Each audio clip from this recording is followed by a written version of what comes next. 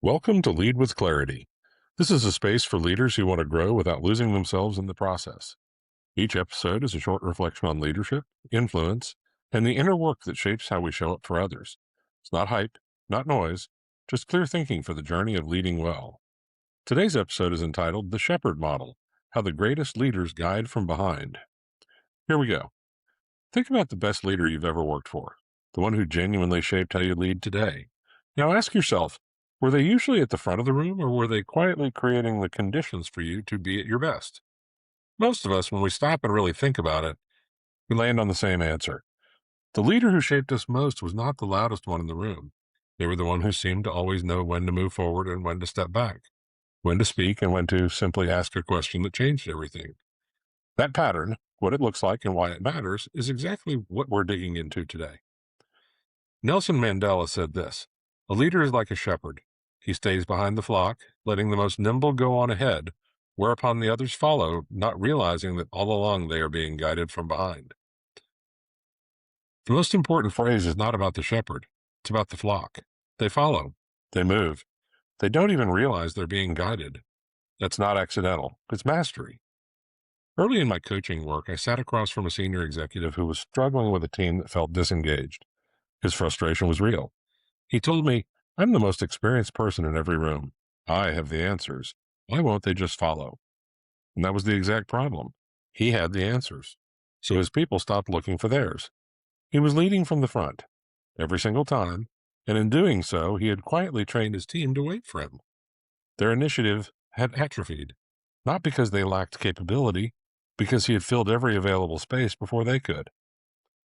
When we shifted his approach, when he started staying back, asking instead of telling, praising momentum instead of correcting every detail, something changed. The team moved faster. Decisions got made without him in the room. Innovation started coming from people he had previously overlooked. He didn't become less relevant, he became more influential. Now, here's where leaders get this wrong. They hear lead from behind and they think it means abdicate, step away, let things unfold without you. That's not what Mandela was describing. The shepherd is not absent. The shepherd is watching everything, aware of every vulnerability in the flock, ready to redirect the moment the path becomes dangerous. The shepherd simply understands that constant visibility is not the same as constant value. Leading from behind is not passive.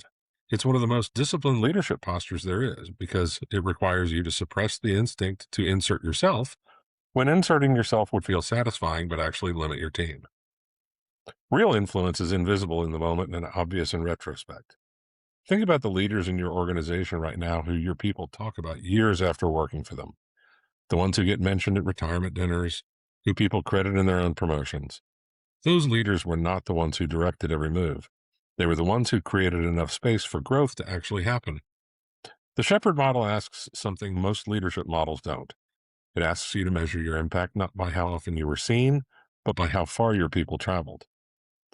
Sit with one question this week. Where in your leadership are you filling space that your team should be filling? Not because you're doing anything wrong, but because the impulse to step in, to add your expertise, to course correct early, it's often rooted in good intentions and it still produces the same result. It keeps your people dependent. It slows the flock. What would happen if you held back a little longer before responding? If you asked the question instead of offering the answer? If you trusted that the most nimble would find the right path and that your role was simply to make sure nobody got left behind? Mandela built something that survived him. The movement, the institution, the values, none of it was dependent on him being visible in every moment. That's what the Shepherd model produces when you practice it at scale. Not a team that needs you, a team that reflects you. The quietest leaders often leave the loudest legacies, not because they stepped away, but because they had the discipline to create space, hold the perimeter, and trust what they built. That is leading with clarity.